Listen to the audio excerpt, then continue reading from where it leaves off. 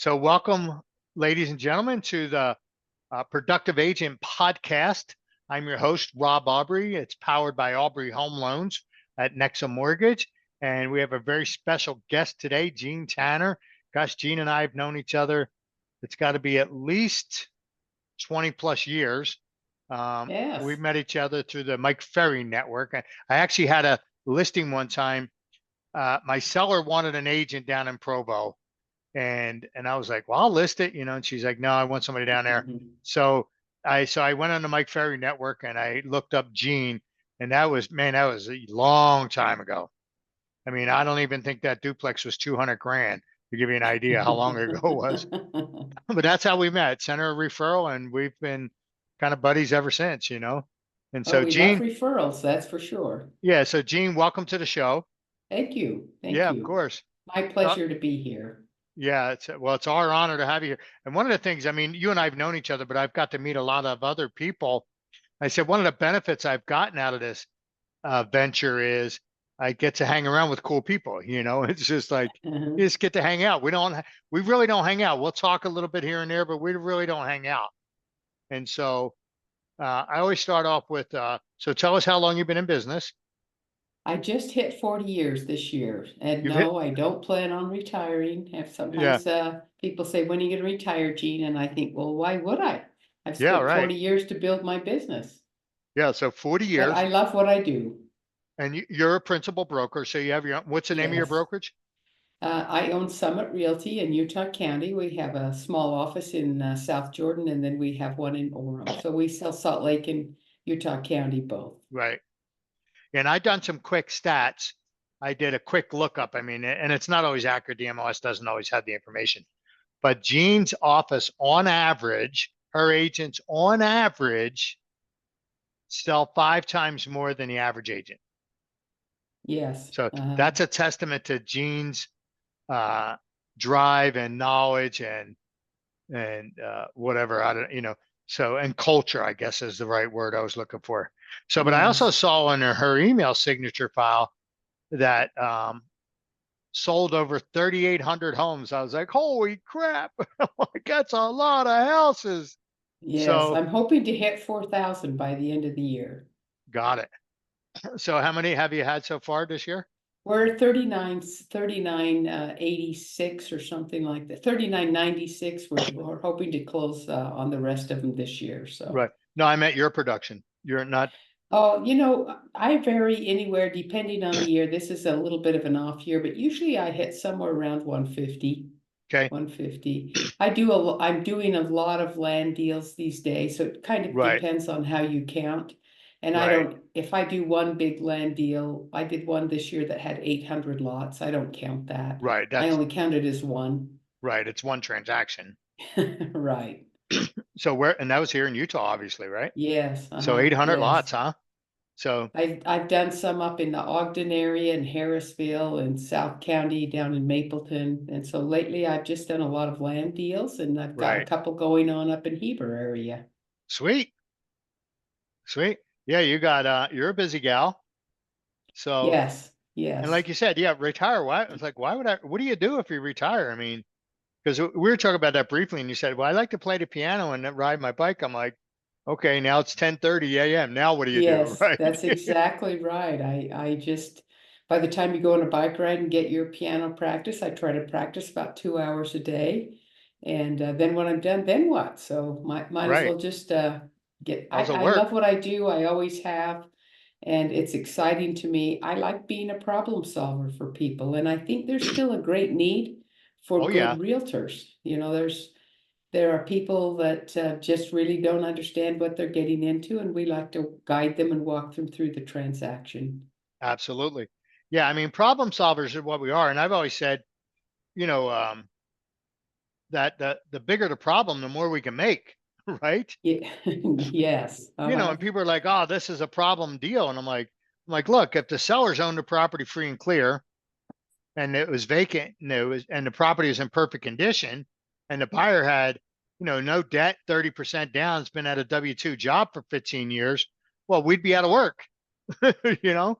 So, so thank your lucky stars that it is a problem to get these transactions. It's just this year seems to be little bring some additional problems, but it is what it is. Yes. Well, and where I'm a broker, I've been a broker since 1986, but I enjoy helping my agents get to top Yep. dollar volume levels and moving up in their careers. And so I might retire if it was just me, but I just enjoy seeing. I had a team member that just bought a razor for the first time, and she was so excited. Right. And that's a dream come true to me, for you to buy something that you never thought you could do. I Right. mean, And had on your wish list. I found my goals the other day from the 90s, and I think, oh, why didn't I think bigger? You Right. know, Yeah. we have so many great things we could do, but my goals were so funny to me because they were so minimal. Right. That's awesome. So, and like you said, I've always enjoyed, and I've said this more than once, as when I was an agent on the streets, you know, first time home buyers, I just loved it. People say, well, there's a lot more work. I'm like, not really. Not if you have your systems in place. They just need to require a little more educating. But to me, the greatest part about that was always meeting them at the house and opening the lockbox and handing them the keys. I mean, you got to be part of their history of when they bought their first home. I mean, God, it's always been like, I've always enjoyed that. So where would you say, I mean, so you've been doing it. So when you first started, obviously you didn't have past clients and maybe not a big database, and you couldn't market to your database, 40 years ago the way you can now. And so how did you get started as far as getting business?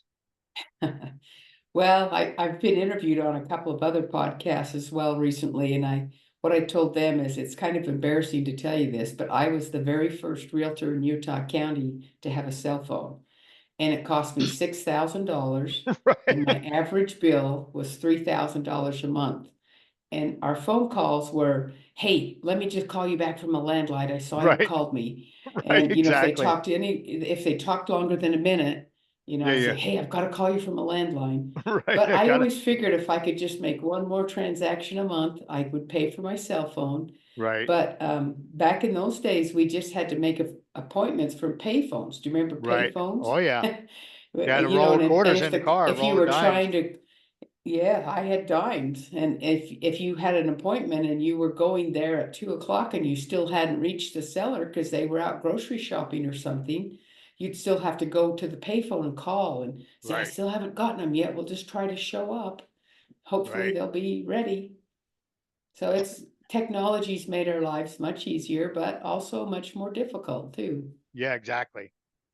Yeah, it does both. It's advanced things, and sometimes for the better, and sometimes, you Right. know, like that. Because obviously that was back in the book. I mean, so this February will be 32 years for me. Wow, that's fantastic. So we had, obviously remember the MLS books, you know, and the office, and but you've been a broker since when? Since so how long after you got? 1986, Oh, so you got in? 1986. So I pretty much. started out in new construction Oh, did and you? worked there for the first 12 years. I worked for the largest builders in the valley at that time. And then as I had clients that wanted to start selling off and moving their properties, I'm missing all this business. So I Right. broke off and started selling regular and residential real estate. But I Right. didn't like being tied to a certain development. If the builder wasn't quite ready yet, my Right. You had to income sit would wait. suffer. Right. Yeah, that's no So good. it was kind of tough because I had to make sure I could get 12 listings so that I could advertise a full page in the Homes Illustrated magazine. Right. Remember those? Oh yeah. Yeah, and I remember I worked at a big box broker, and I would literally get 15 listings on a page. I so it was probably back in 2006, and the market was just humming, and I had a team. I ran an ad. I would have and I won a contest. My coach was her name was Eileen Schwartz, we were with Tom Ferry, I believe it was. And I ran an ad. So we had a contest of how many leads you can get in 30 days. Well, and I would run the full page magazine ad with the 1-800 number and the extension. And that in one 30-day period, I had over 600 inbound calls. I mean, Wow. I figured it out. I figured out how to get that phone to ring. And I had buyer's agents on the team, and they would have to call them back and whatnot. But that was, but yeah. So newspaper ads. I remember running a newspaper ad. I was at Wardley when I first moved to Utah back in 95. So it was in 96 because I got here late 95. But it was I'd run an ad, a fourplex. So it was a fourplex. It was a total dump, and they were big units, and it was on the two main roads, one 500 East and 600 South, where the 600 South and downtown Salt Lake it was like a 5-lane road going one way, and it was on so it was on the Yeah. corner of two busy roads, right? And so I just ran this ad in the newspaper, large fourplex, large 2-bedroom units, East Side fourplex. It was like 165 grand for this fourplex. And so my phone, and that back then I had a beeper, and so they would call the beeper number and they could leave a voicemail, and then I would call and listen to it.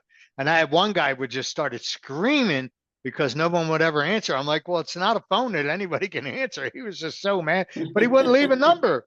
It's like, it's Yes. like, oh, It's crazy. But that's the great thing about hanging in there long enough, Rob. I bought my first fourplexes at 250,000, right, and now they're appraising about 1.5 to 1.8. So that's right, the beauty of our business is it's a great investment tool. I mean, I think you just have to make sure you're investing in real estate as well as just right, selling real.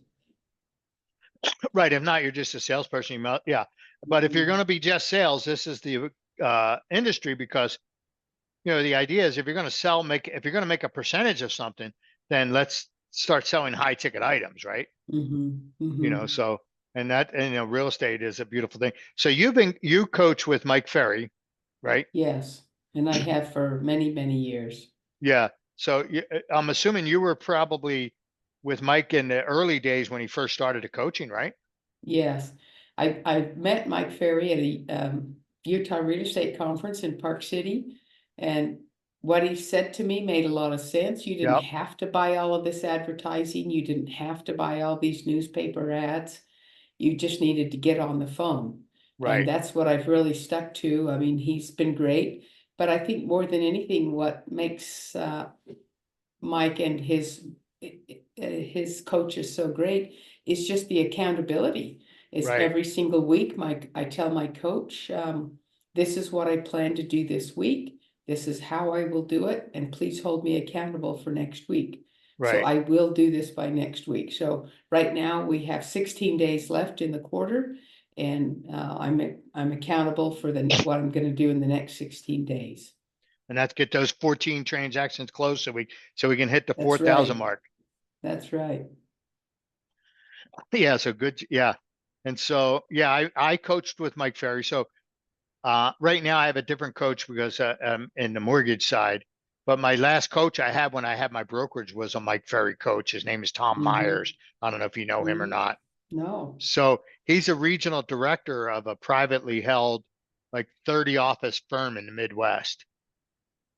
So he was a regional director. So he was, and that's what I wanted because I wanted a broker coach, not an agent coach.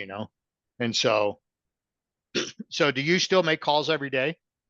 I do. I make cold calls every day. I think I call somewhere between my minimum standard is 25 a day. Okay. I focus because I'm the broker too.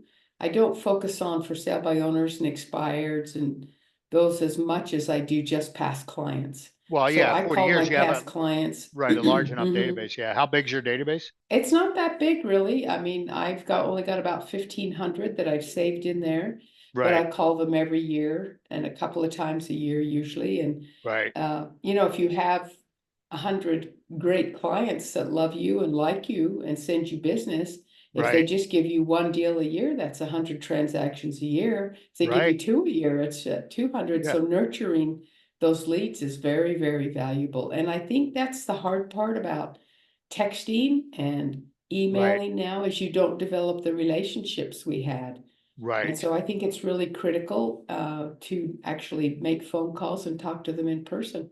Right. Do you use a dialer or anything when you call, or you just I make you have just used Mojo. right? I You like still do or no? Mojo. I do. Yeah. Okay.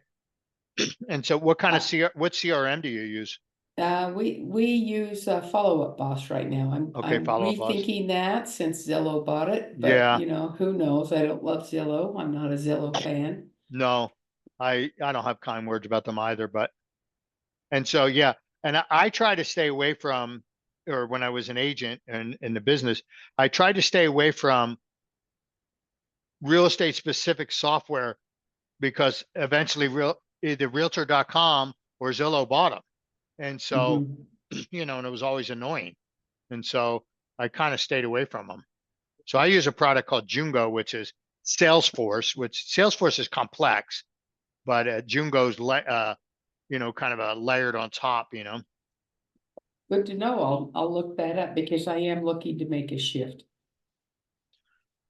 Yeah. And I don't know. So there's a one called Bonzo is another one that people in the Hmm. mortgage use. So Bonzo is supposed to be pretty good. I haven't used it, but it supposedly does everything you need to do. And so Salesforce, so Jungo, like I said, it's designed for the mortgage industry, but it would work just as well for a real estate agent. So Well, good, yeah, good. I mean, it breaks your database in two. One is more of a business database, and the other one's more client database. Hmm. Hmm. So, and then Well, so thank you. Appreciate that of tip. course, with 1,500 though, I mean, like when you send out an email, I mean, 1,500. So yeah, because it ties to either your Gmail or your Outlook. So it actually sends email through your G Suites if you're using. Do you use G Suites for your emailing? No, I'm an No. app, pure Apple person, so we use just all of that. But uh, I'm fairly techy, but I do hire millennials too that are even more techy than I am. And Right. so we do a lot of uh, email blasts and things like that. And Right. I find myself if I get too many emails from a certain person, I get sick of it. So I don't do Right. too much of that. Right. Yeah. No, I send out one a week to my database, but my database is agents. Hmm. So I Hmm. send out one a week, and I try to add value. This is this week. This is what's going on. This is this week's training courses that I'm offering. That kind of stuff. Hmm. So, Well, you've and always had amazing training courses, Rob. They're very informational. I love to come to your classes. So for my yeah, I try to, CEs, I try to, because I've sat in those classes where you're like, oh God, you're just like, they, painful, yeah, there isn't enough coffee in the world to keep you awake. especially after 40 years. Right. Yeah, exactly. Right. I mean, how many times have I taken the code of ethics? It's like, man, I remember when you were taking the code of ethics, it was late in the year. And so it was like November, December. So that, and everybody had to have it by the end of that particular year. And so it was at the Salt Lake board and it had the giant room and it was wide open. And I mean, there must have been 200 people in that room. I just sat way in the back. I had a laptop. I I was building a website for my son's little league baseball team. It's like, Yeah. and I would chime in every once in a while. So yeah, I mean, because I remember the first time I took it, they actually had it at the it's called the Maverick Center now. I forget what it used to be called, but they had it in one of their meeting rooms there, and they said it was a 3 hour class, but it was over in 2.5 because the NAR requires 3.5 hours, but no CE, you can't have a half hour CE, and so. And it was billed as a 3 hour class, I remember, and it was over in 2.5 hours. I'm like, well, this is kind of making me nervous if I'm taking a 3 hour credit for ethics on 2.5 hours. I'm like, well, that's not very ethical. I'm like, you know, I'm like, so that's pretty. So so back to the lead gen. So you do mostly, so you call your database every day. So you call somebody in your data. So you try to, so when you say 25, is that 25 contacts or 25 dials? No, that's contacts. I Yeah. probably hit closer to 200 dials to get Right. Just to that. get 25. Yeah. Hmm. And that's why Hmm. you have a dialer. I mean, yeah, the dialer makes a difference in the world when you're trying to get that kind of number in. Yes. you Well, know. I'm not even asking for business at this time of year. I'm Hmm. just calling them and thanking them for being my friend and for being so loyal to me over the years and seeing if there's anything I can help them with real estate. Right, How are they doing with their loans? And they're all happy to hear from you. Sometimes they know I'm going to be calling and asking for business, but right, I don't at Christmas time. I don't at Valentine's time. right, I just let them know I appreciate them. And, I just ask them, is there anything I can help you do with you? Do you have any real estate needs at this time? And they either say yes or no, or some people are interested in could they invest in real estate. I'm an investor in real estate, so they know that. And I've taught a lot of people how to be millionaire by investing in real estate. And so right, I think that that's the goal is, it's getting harder and harder to do that with interest rates as high as they are. right, But I think there are so many agents that don't really understand the fine nuances of financing. right, And if they would just take the time to get a great loan officer like you and really understand, they could make double the sales. right. Well, like you said, it's problem solving. So I had many, many years ago, I mean, I've had good loan officers in my career, and that's how when I made the switch, I mean, I was, technically a new loan officer by license, but I was by no means a new loan officer, And so, because I mean, because I surrounded myself with very smart loan officers over the years, and the one guy, I always remember the quote he gave me. He says, "This is an adult word math problem. This is what it is. That's what we're doing, you know." And the goal is to try and just come up with solutions. And so, and I've been studying this thing called the Working Genius. I don't know if you've heard of that. No, I Patrick haven't heard of Lencioni. it. It's a good book, and I'm taking the certification in January. So I'd be more than happy to come down and coach you and your org. And so you have all your staff and your agents do the assessment all at once. Mhm. And so what it says, so in the book, so there's six steps to all projects and jobs, right? And so the acronym is WIDGET, WIDGET. And so the first three are wonder, or the first two, wonder and invention, and then discernment is the D, galvanize is the G, where you rally the troops and get the project done, and then uh, E is enablement, meaning where the person with the genius of enablement, they just jump in and help regardless of whatever it is. And then the last one's tenacity. And so my working geniuses are WI, wonder and invention. And so I'm like, so I always ask the big picture questions. Why do we do it that way? Is there a better way? And so I'm always asking the questions, and then inventive is I figure out a solution. So I mean, those Mhm. are literally Mhm. my working geniuses. And so, Yes. Well, I was just teaching my assistant yesterday how critical it is to anticipate the needs of a client before they yep, call us. And the thing I was teaching her yesterday is to say, I wanted to check in with you so and so because I thought you might be curious about what happens next with the buyer's loan approval.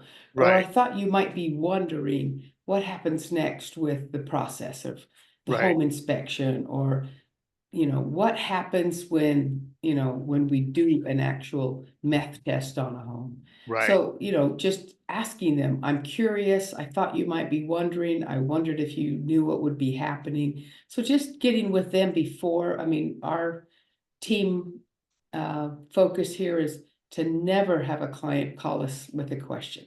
right, And so, in fact, my whole customer service base is built on they should never call us. We always call them first. right, So, but I think that's really important to think. And my assistant Laura who's amazing. She's trained to think every morning. Let's see, what would the Walkers be wondering today? What right, would the Reynolds be thinking about today? What would the Tanners be curious about today? right, And so she comes up with the answer and then she calls them. right. That's great. I mean, that boys and girls, that was worth the cost of admission right there. And so, and It's honestly, Rob, how you build repeat and referral business. And right, a lot of people, about 90% of my business is now repeat and referral. And right, that's how you get, I mean, there's one client I have sold her over 18 homes. Another right, one, 11 homes, right, so 11 sites, I should say, right, they buy and sell and buy and sell. And that's where the businesses repeat, by just making sure that right. you're answer their questions before they call you. And the key to that is, I remember the first time I ever hired an assistant. I'm like, well, what are we going to have her do? And then what I started learning was, because I had a very talented assistant, that we just started adding layers of customer service that I never dreamed of having before as a solopreneur. And so, to think, because a lot of people think that way. Well, what are we going to have them do? It's like you just said, anticipate what their questions is and then call them, rather than, you're out showing houses trying to handle the call. I mean, you know, so having an assistant, if they're talented, doesn't cost money. It'll actually No. add. Mm-hmm. Talent never costs money. Talent always generates revenue. Right. And so, Right. And that's how my philosophy is. I would rather hire and pay my team really well than pay right, for advertising, right, because the customer service is what will bring the people back to you. right. I look at Brian Buffini said. Brian Buffini says, customer service is your job, but lead generation is your business. You know, but your job is customer service. Because I mean, Mhm. because once you have a lead, now you have to service the lead. So whatever it is, you just have to get it to where, and there is no better advertising than world class service. When you provide world class service, people, they beat a path to your door. Yes, So there's no question about that. So just making sure you take care of them all the time, right, and that's the thing. answering Like their you said, questions. yeah, taking care of the client's questions, right?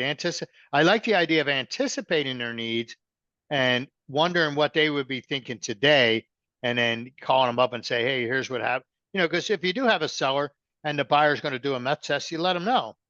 Say, hey, there's doing a meth test. So here's what could potentially happen. A lot of people don't even realize, and it's like, we learned a lot about meth in the last, I don't know, I guess decade, right? And so prior to that, we weren't really doing a lot of meth testing. And then No. and then you're and so now they're going, so the house you sold them now tests positive for meth, and they didn't do it. So it happened prior to when they bought it. And you're like, why didn't you give me a meth test? I'm like, we didn't know back then. Mm-hmm. Yes, it's becoming more and more prevalent. It's pretty sad, really, how often Yeah. we're finding it. Oh yeah. So I did a podcast with Ann Akin. I don't know if you know her from Meth Mob. Yes, Annie, she's amazing.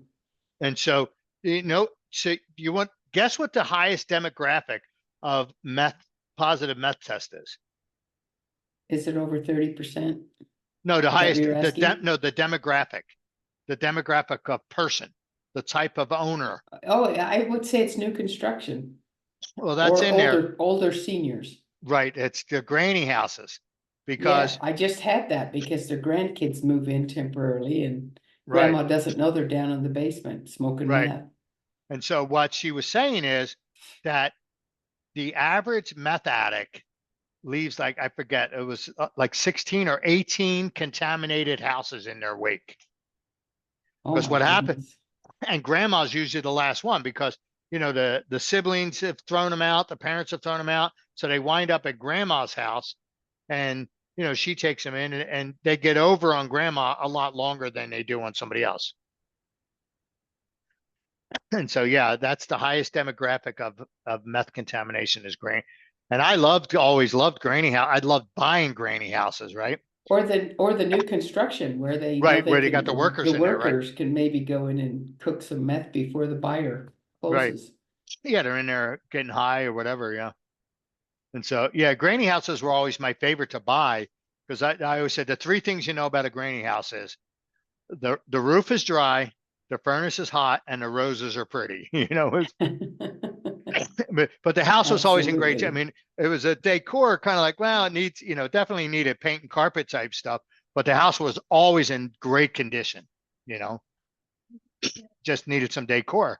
So yeah, I always loved those houses. I mean, I think I'm trying to think, let's see, one I can think of, of the houses that I've lived in, most of the houses I bought for personal residences were always granny houses.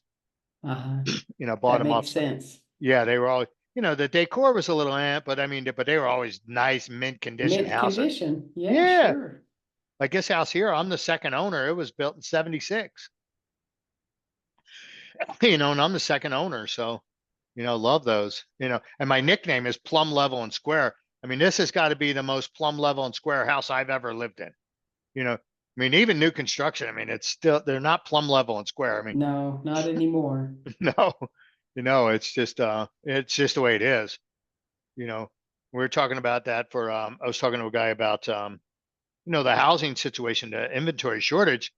We got to get more manufactured housing into the mix and I don't mean mobile homes. I'm talking about really nice manufactured homes because they're built out of 2x6s, not 2x4s, because they have to be built to travel. And so, and now the design of them is a lot nicer than, the previous years, where they can put them in 2, 3 pieces and they can look like a multi-level and that kind of stuff. Now, because the thing is, by doing that, they can do the foundation and while the house is being built. So they can both be done simultaneously. So you're cutting your building time in half, which lowers Yeah. prices. And I don't know if you saw Governor Cox's proposal that he's putting out there, $150 million to attack this problem because we have an inventory crisis. I And haven't so, seen that yet, so I'll so, have to look that up. so part of what they're doing is they're going to come up with because we have to make building cheaper. And how do we do that? And so one of the ways they're going to do that is, well, one of them is density, but the other one is they're going to pay impact fees with use state tax dollars. So rather than give the builder money, for the profit, so we're not trying to favor the builder, but we have to build our way out of this. And so, giving the builder money, that kind of ticks off some people.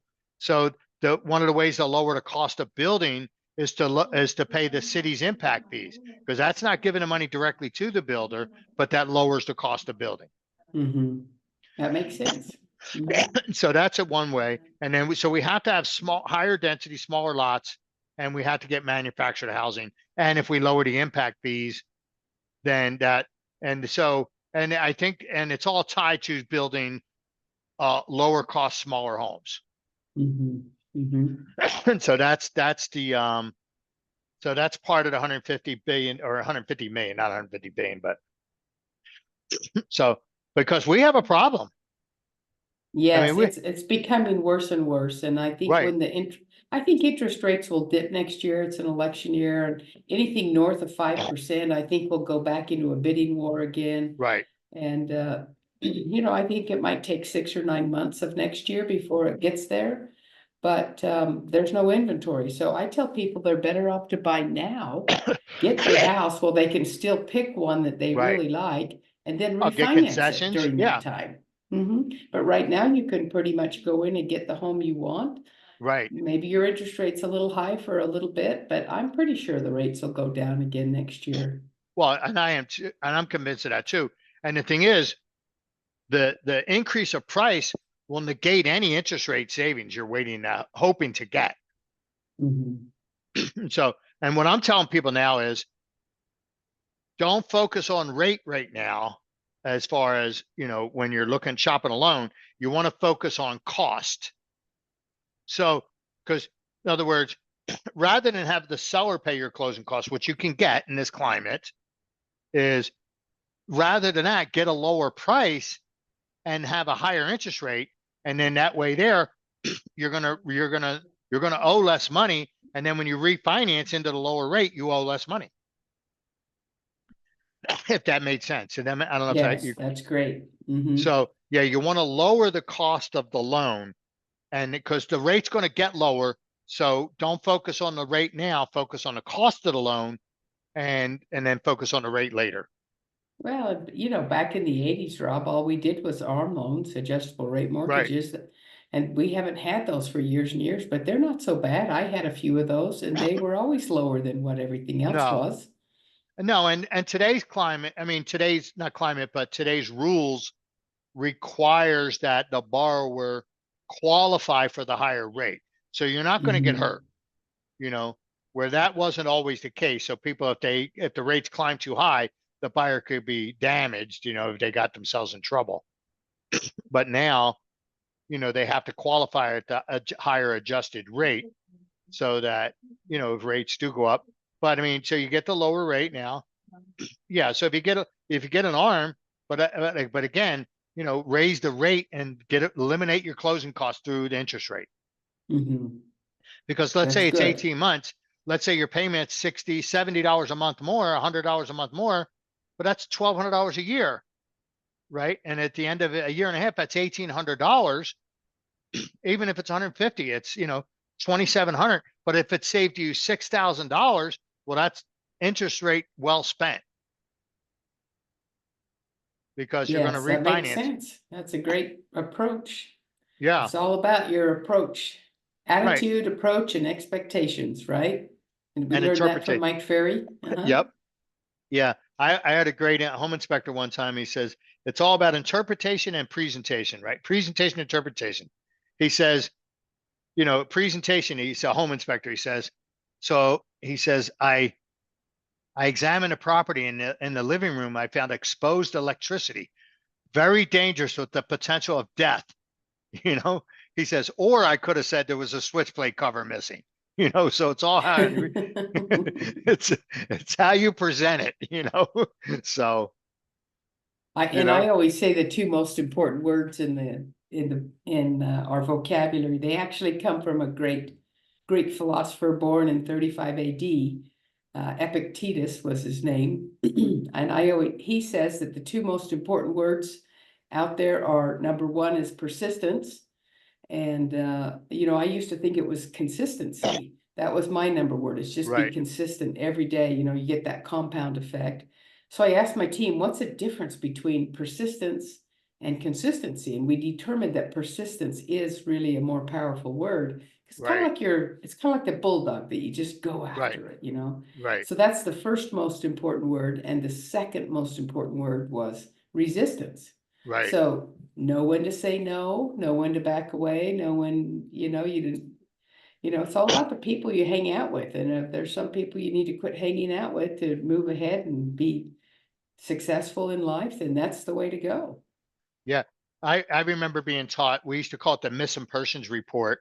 And what we meant by that was you describe your ideal client, so you could describe them in such great detail that the person on the other end of the phone call would say, oh yeah, I know somebody like that, saying, they're this age bracket, whatever, it doesn't matter.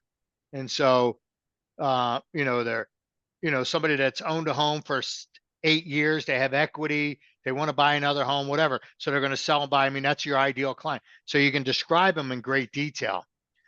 So we called them the missing client. And so, there's the book Riches and Niches, So, know who you want to work with and know who you don't want to work with. And don't be, like you said, don't, agents, especially newer, trying to break in, or when they're slower, they're like, well, I'll just do it now because I'm not that busy. I'm like, no, don't do that. They'll actually run you out of business when you start working with the wrong people. You're better off cold calling, looking for that one right person than you are working with three of the wrong people. Oh, yes. I just spent all my airplane ride to New York last week writing down my ideal team, my ideal transaction manager, my ideal listing manager, my ideal client, my ideal team leader, my ideal self.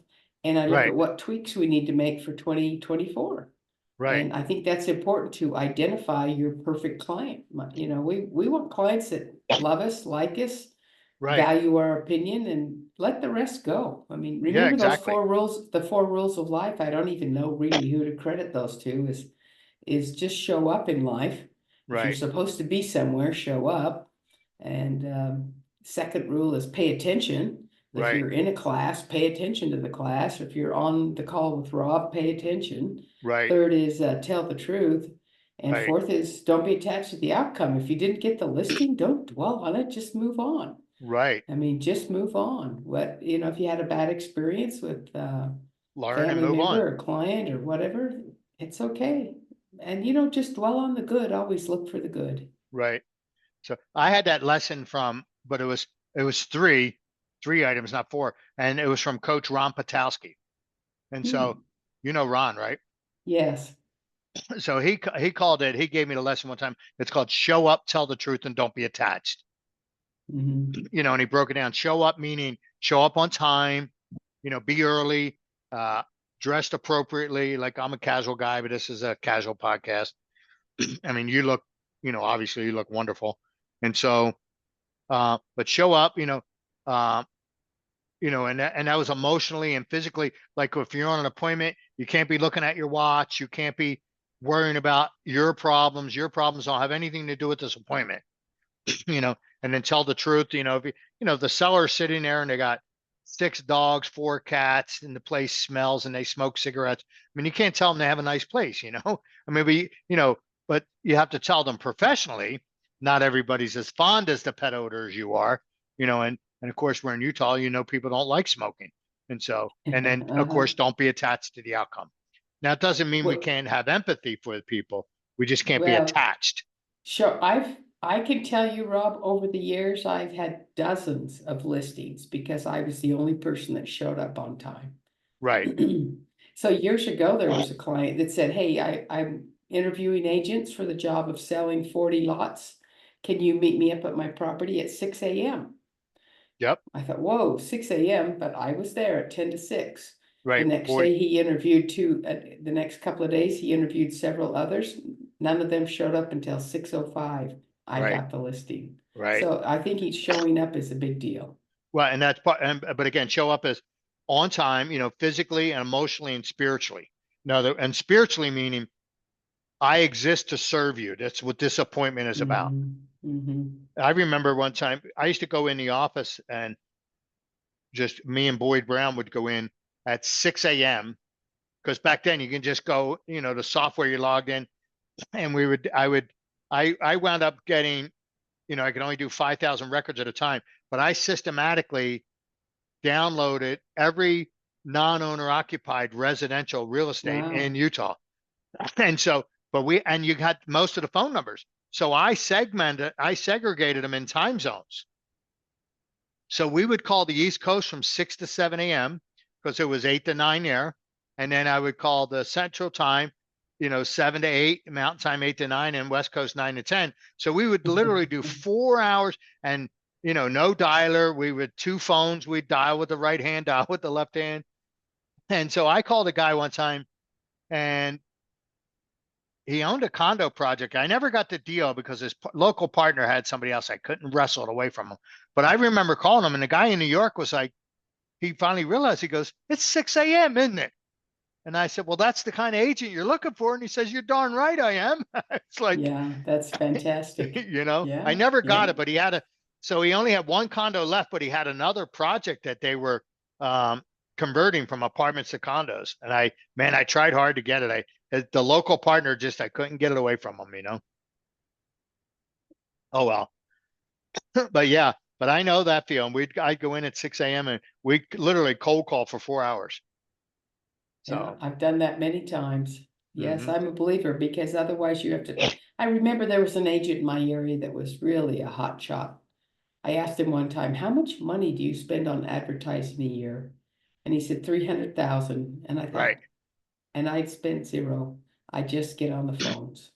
Yeah, So unless it's you're just making 3 million on that 300,000, it's not worth it. yeah, and he wasn't. But I think Right. that's the key is just doing the things that other people won't do Right. so you can have what other people can't have. Right. Yeah, that's who says that. He's got a quote on that. Dave Ramsey says that. He Yeah. has a similar version of that quote. And so you mentioned your Greek philosopher 35 AD. And so one of mine, I always forget his name. I like Archelius or something like that. His name is, but his quote is, "We don't rise to the level of our expectation. We fall to the level of our training." Isn't that a great thought? Yes, that's amazing. We don't rise to the level of our expectations. We fall to the level of our training. Yeah, that's, and it's not saying you shouldn't have great expectations, but you need to be prepared. I mean, we've all had blunders, I remember going on a listing appointment one time and the house was east of Wasatch Boulevard and all my comps were west of Wasatch Boulevard. I mean, I just looked so bad. I'm like, I'm sorry. I'm just like, I'm realizing, I'm like, I have all the wrong comparable sales. I said, there's no point in me sticking here. If you want, I have to go back and research. If you don't want to reschedule, I understand. They rescheduled with me. I got the listing. But I mean, you're on the appointment and I mean, like, ugh, so I wasn't prepared, Yes, and I think that's really key. I think if you were to go with me on a listing appointment, you'd see I pretty much say the same thing every time, but I Yep. really like to win. And so Right. I'm prepared on every single appointment. So, and I'll give you one that you may or may not. So one of the things I like, I used to teach what I call the reflex no. So the reflex no, that's why like in the scripts, when do you plan on moving? It's like right away, get it out of the way, right? Because they're going to say no automatically. It's a knee jerk reaction. So what I would do on a listing appointment, I'd knock on the door, and I would shake their hand. I say, "Hey, Rob Aubrey, I'm real excited about getting your home in the market and getting it sold. So let me ask you a question, Gene. Did you want to sign the contract now, or do you want to show me the house first?" And they'd say, "No, let me show you the house." I go, "Okay." So I got the reflex no out of the way. They would chuckle. Chuckle's always good, you know. It kind of lowers the Little barriers. humor. Yes. Yeah, and they've also agreed to sign it afterwards. Well, and it goes back to what your home inspector said. It's all about the presentation Right, and all about the interpretation. And I think right, that's critical too, is making sure your clients understand what you're trying to say. right. Well, and what I've learned on the presentation always was that I felt that like 75% of your presentation was on the pre-qualifying the presentation call, getting all that Yes. getting all the right information and setting the expectations. So I would let them know. So just to let you know, when I show up, this is how the appointment's going to go. So, I'm going to preview the home. We're going to go over some of the questions we've talked about on the phone. We're going to go through the comparable sales and agree on a price. And then I'm going to ask you to sign a contract. And are you okay with that? And if they say, well, we're not going to sign a contract, then help me understand why we're here. And so, but I would Yes. set that I never expectation. go on appointments ever anymore since I always pre-qualify. And if they say, well, we just kind of wanted to know the value. Okay. Well, if they're not planning to list, I don't go. But Right. I've been able to raise my numbers high enough that I'm getting 94% of the listing appointments I go Right. on. So I think that's critical to know in advance. They have no intention of listing. They've got a Right. son-in-law, but they don't trust, or a friend that they want to know the number from an Yeah. They're agent. confirming the numbers. Right. Yeah. They may Mhm. have told them a lower price and they want to see if you say similar. Yes. Yeah. And I think that expectation of, and then I'm going to ask you to sign a contract, and that was my Mike Ferry training, you know, my first Mike Ferry experience, well, was I always remember the day. It was April 15th. That's tax day. It's easy number to remember. It was a year after my daughter was born. And so it was 1998. But I was at Mansell and Associates years ago, and there was an agent there, Lisa Street. You probably know her. Yes. And so she was doing a listing presentation and she was using a Mike Ferry script. And I asked her, tell me more about that. She said, I won't role play with you unless you go to productivity school. And so I went to productivity school and it was April 15th, 1998. My first exposure. Loved it. I was hook, line, and sinker. I'm like, I'm Yes. in. And then shortly thereafter, I was in broker school Um, and I said a line, I said like a closing line, and it was and the guy goes, "That's a Mike Ferry script." And I said, "Oh yeah, you familiar with that?" He goes, "Yeah." He says, "My broker's a Mike Ferry coach." I'm like, "Really? Who was that?" It was Robert Fillmore with Realty Executives. So I went home that day and called him up and went there and signed up that day. I mean, because I got involved in Mike Ferry. I was in the business planning. Yeah, I don't know if you're ever involved in that. That was where Yes, you had, I've been in all of that, and it's just it's great for your accountability and your yep, coaching, and I've been in coaching almost my entire career, adult career, yeah, me trying too. to, you have to just really make up your mind what you want, but I think it's Right. helpful to have someone that holds you accountable to it. And they're also looking at it from outside in, where, what's the old expression? We don't see the forest through the trees, right? I mean, Hmm. we're emotionally, regardless of how logical and professional we think we are, when we're in it, there's an emotion to it. We're emotionally invested in it, and your coach from the outside is going, no, no, don't do that. you know, Right, you know, right. to me, that's the value, you know. And so it's always just paying somebody to bounce it off of. And as a broker owner, like, you have people in your company, but they're not your peers, and it's different. So, and, and what I found when I was an owner broker was even the brokers, like the franchise brokers, that were employees, I never considered them peers either. I mean, I would consider you a peer because you were the owner broker, you know, Hmm. Hmm. these guys that were staff, I'm like, well, they're not peers. So, and Yeah, it's challenging you. it pays. That's a nice thing about Mike Ferry. That's kind of the bonus is you meet all these other top producers Right. from around the country, and they're willing to share with you what they do in Miami or Right. Texas or Florida. Yeah. And But your competition in Salt Lake is not going to tell you that. no, I mean, I do, I give it away. I don't care, you know? Well, one time I went to a big superstar panel, and I went up to the agent afterward and I said, "How do you dare to tell everybody your secrets?" And she said, "Easy. Not one person in this room will do it." Right. And I thought, I will. And I Right. did, and Right. One person will. so, yep, that's it. She was a believer that she could tell any secret, no one else would do it. Mhm. So Well, it because the just, secret was hard work. That's why. yes, and I see that so much today when you sell somebody's property. I can't even find the agents. I'll call Right. and call and call and text, and they call you back after 5 o'clock when they're done with their other job. Right. What I've told agents, I can't get a hold of them, can't get a hold of them. I say, start group texting the broker and make sure you CC the broker on every email. That's a good idea. Oh, yeah, thanks for that tip, Rob. I've got one right now that won't return our phone calls. Right. Just so you just text both of them at the same time. And then, because what I've said, like, we have the mandatory class, the residential mandatory course. Hmm. I'm like, there should be a class required that if you have a B in your license, whether you're an associate broker, branch broker, dual broker, principal broker, as long as you have a B in your license, there should be a broker mandatory course. And I've said that, especially with some of these super large companies where it has to become painful for the broker. But because until it becomes painful for the broker, it's not going to go away. Right. Well, we Uh, always look up too, Rob, how many homes the other agents sold. right, And then we have an idea, okay, this is we're working with one right now. She sold 3 homes. right, And because of her error, she just cost her client a $10,000 earnest money.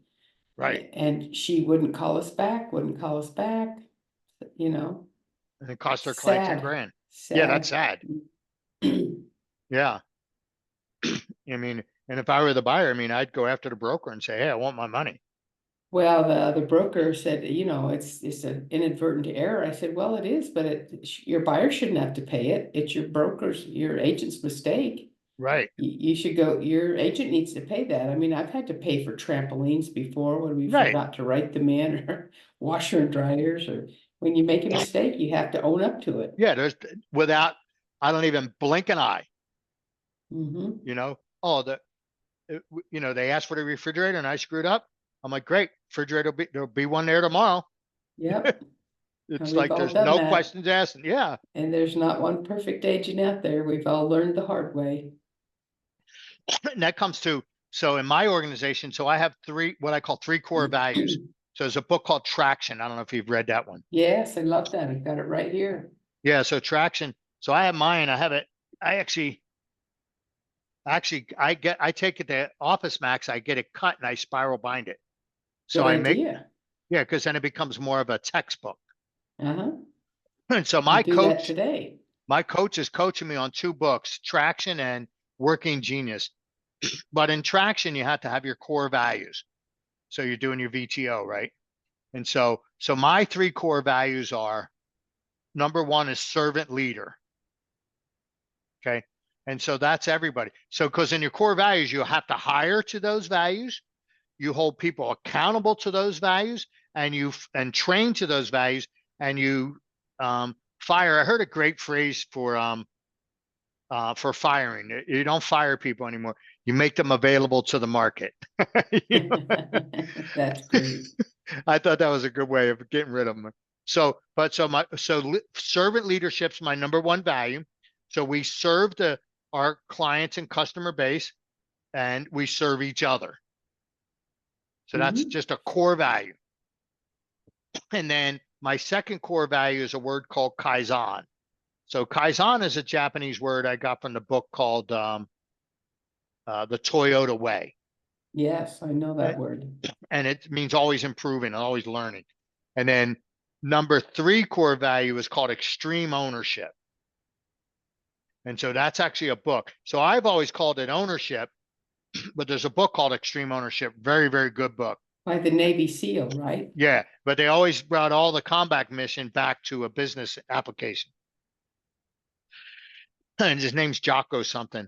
But anyway, and so like that agent, they didn't own it. That agent or broker, inadvertent error. Well, no, that's not owning it. Like you said, I missed the refrigerator. Boom, extreme ownership. There's going to be one there tomorrow. There's no questions asked. I screwed up, therefore I own it. I own the problem. It's my problem. Mm-hmm. So those are my three core values. So that's what I hire and train to, and then we evaluate, employee evaluation to, and we make people available to the market based on those.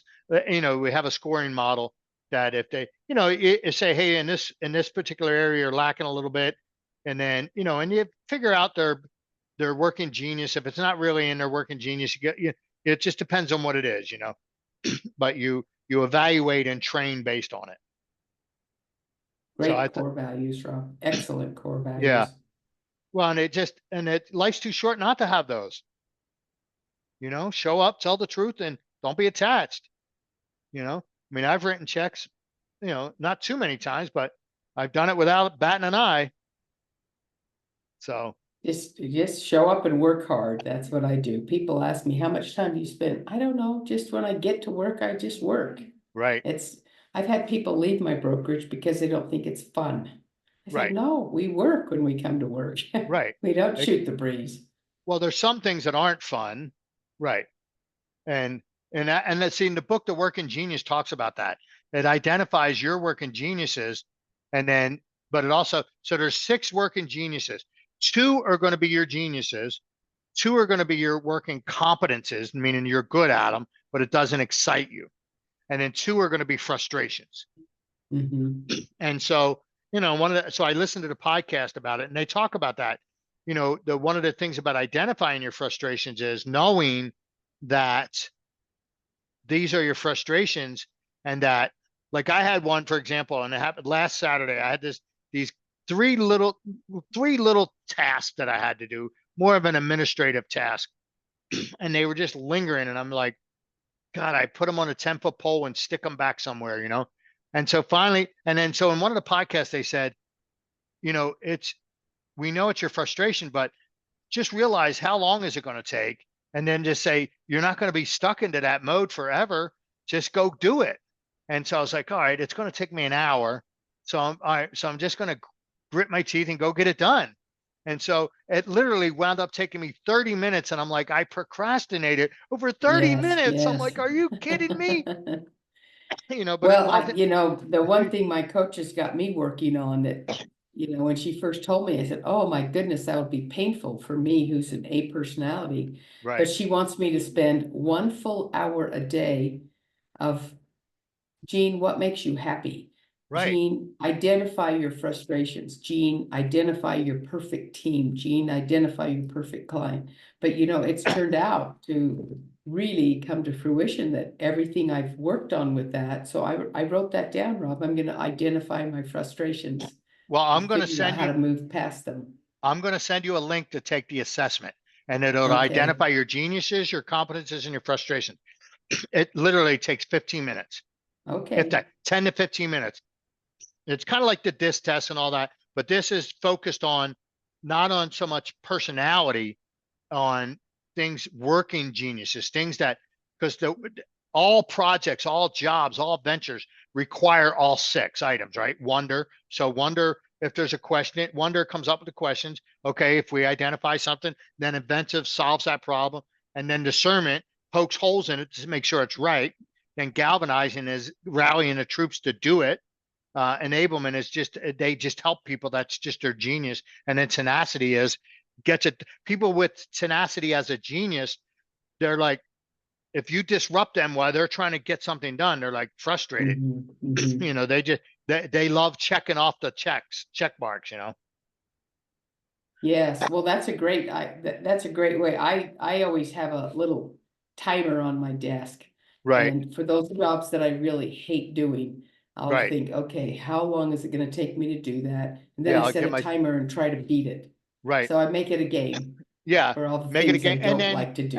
or just do it for 30 minutes, knowing so then I only have to do it for 30 minutes. I can do anything for 30 minutes, Hmm. and then I'll just do it. And then if I need more time, I'll do another 30 minutes later. I do that too before lunch because I love lunch. And I Right, think I can't go to lunch until I have this done. right, right. It makes me hurry a lot. Right. Yeah, right. Yeah, exactly. That's kind of like the old one. So that's working towards pleasure. But the old one we used to do was and I don't know if you've ever done it where you'd have to write the accountability, you had to write an accountability check, but you had to write the check to a person or an Yes, oh organization yes. that you couldn't stand. Uh, So it'd be like an or I've had ex-spouse. I've had goals where if I didn't make my goals, I ate cat food. Right. I've eaten a few cans of cat food in my day. Right. Right. But writing a check to somebody you hated, boy, that was a motivator. It sure was. That's pretty funny. Well, we're up on an hour, if not a little more than an hour, Well, which it's I been fun, Rob. I try to keep it to an hour. So is there anything, Gene, I didn't ask that I should have asked? No, I don't think so. I mean, I would tell people out there to just never give up, just keep working on your goals and Right, just really to think so much bigger because pay attention to the little things in your life, small details. right, I always say that if you show me your habits, I'll show you your life. right, Look at what your little habits are every single day and maybe spend an hour writing down what habits you need to get rid of. right, I always think every Sunday, what do I need to stop doing? And what do I need to start doing? And, right, if you think about that 1% principle in Atomic Habits, right, just change 1% a day. By the right, end of the year, you change about 37%, right. 38%. So that's the main thing. Just think way bigger. I wish I had thought way bigger I wish I bought a lot more of those $250,000 fourplexes. Yeah, exactly. Isn't that the truth? You know? And, So, and push yourself beyond your limits. I'm now focused. I used to do what I call a 90-minute jam, where I would just really focus for 90 minutes every day. And it's hard for me to look at the big picture, like what are my 2024 goals? I really focus on 90-day goals. right, And I mean, I have it certainly and what I want to accomplish in next year, but I really focus on I have 16 days left this year. What am I going to do this right. year? And where most agents have quit working right now, Oh to be yeah. honest with you. No, I'm still making calls. I mean, Mhm. I'm launching a Brian Buffini 100 Days to Greatness in January. And I spent a morning calling brokers and saying, "Hey, I got this program. Let me help you support, let me help support your agents, get your agents in gear." That's what I spent the morning doing. 100 Days to Greatness. I like it. Yeah, it's a good program. So, um, and it's on sale. It's 195 bucks. It's usually 495, Mhm, so, mhm. but, anyway, so, well, Gene, if Well, somebody, let's stay in touch. If I yeah, need to know more about the 100 Days to Greatness, I'm game. yeah. Well, thank you so much, Gene Tanner, what Okay. a legend rock star in the Utah real estate realm.